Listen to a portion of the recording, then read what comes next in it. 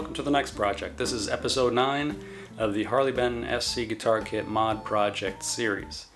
Phew, man, that's a mouthful. In this episode, I'll be removing the old binding that I left in place when I applied the new cap, and then sanding and prepping the new veneer and sides to receive a sealer coat, which I used an automotive grade polyurethane clear for this. Some people are going to hate that, but it's okay. It's my guitar. I'm not worried about it killing sound or anything. I get a feeling there'll be enough sound coming out of this guitar. And I don't play that well anyway, so it doesn't matter. Anyway, let's start the next project. To start prepping to add new binding to the body, I need to verify that the sides of the body are squared up and clean. So I take the belt sander that I have and make a deck for it, and basically make my own homemade version of one of those rigid or grizzly benchtop belt sanders. Maybe someday I'll buy one of those, but for now, I use what I have.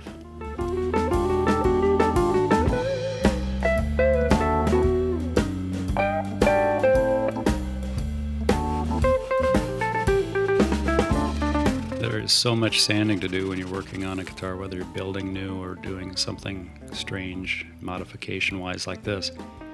And always be on the lookout for a way to make your job easier. In this case, I'm using a paint can wrapped in sandpaper to sand the waist and the inside of the horn areas.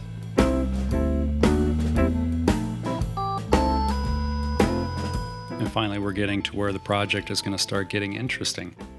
This is my prototype number 3 router binding jig that I've been working on. The first 2 worked not as well as I had hoped. They had limited reach. That's why this one has a really deep reach from where it clamps to the bench. It gives me the option to really sweep the body around and get inside the horn cutout area.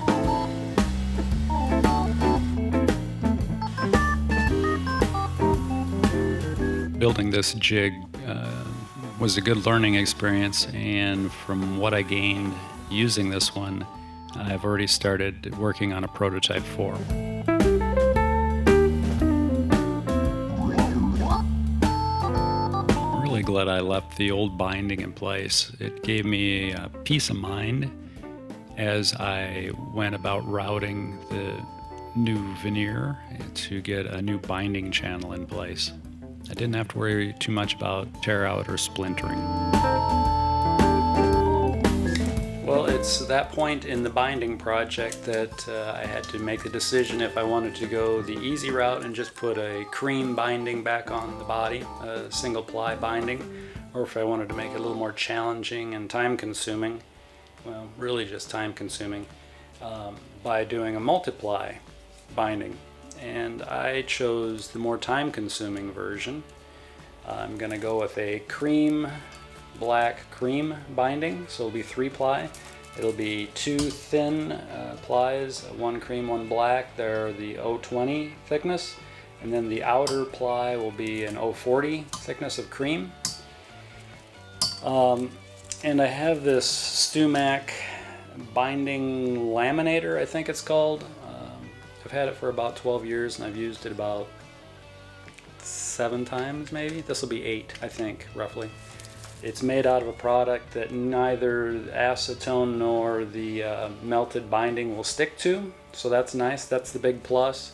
Has a spring built in, so it will clamp onto the binding and give it some tension. And honestly, you need to take this plate off and stretch the spring a little bit to give it a little more tension, then put it back together. That's the secret to using this. One of the secrets. The other is patience. So anyway, you take your multiply binding, you open this up a little bit, and it fits through the jaws, and you wet it with acetone, and then pull it through, doing a little bit at a time, pull it through, a little bit at a time, pull it through.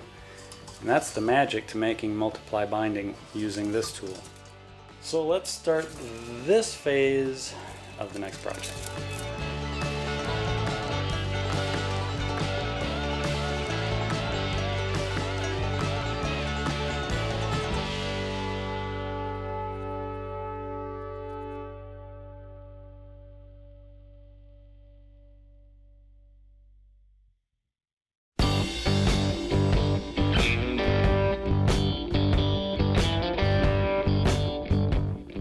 using ABS plastic binding that I get from Stu Mac. It's cream, black cream, as I mentioned earlier, with a thicker cream binding piece on the outside. It melts really well using simple acetone, and I should be wearing gloves.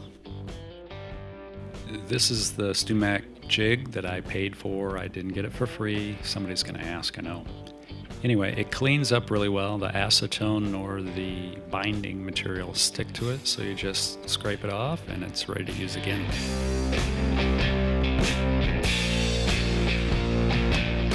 There are a number of ways to apply binding to a body, and depending on the type of binding you use will determine what glue or bonding method you decide to use. Since this is ABS plastic, it melts really well with acetone and also with super glue.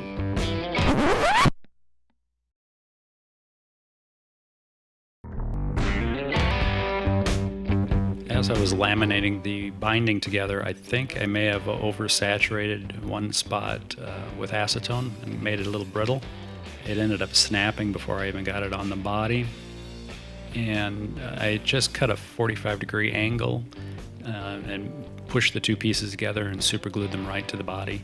Washed it with a little acetone a little bit later in this installation process, and it's nearly invisible.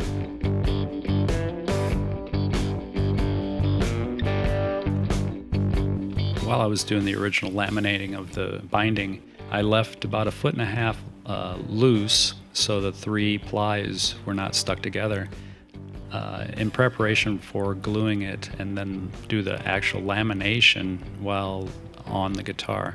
This way I was able to super glue the inside cream piece and use acetone to melt the other plies while it's right on the body. With the binding glued in place, it ended up only being about 1 millimeter proud of the top of the veneer. So I was able to use a single-edged razor blade and basically scrape it down to a reasonable height, which was then finished off when I did my prep sanding for the sealer.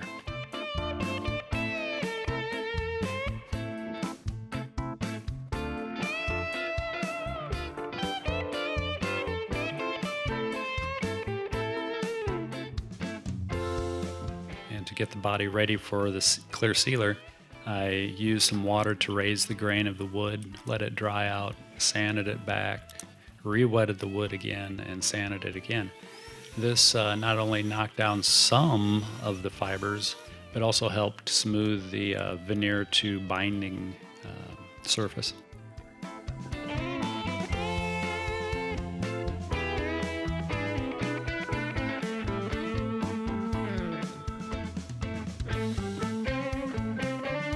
I used a small paintbrush to paint a little bit of the clear coat right down the book match seam before I sprayed the clear on the rest of the body.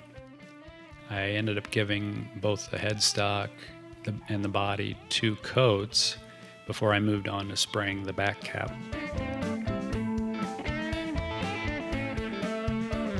I'm not thrilled with the texture the vacuum mesh left in the back cap veneer, so I may re-veneer the back cap. Using the clear coat for a sealer worked very well. I have some grain issues and some fibers sticking up a little bit yet, but that will sand down, and once we get the F-holes in and the neck on and everything, and a final clear coat on, it should look great. Thanks for watching.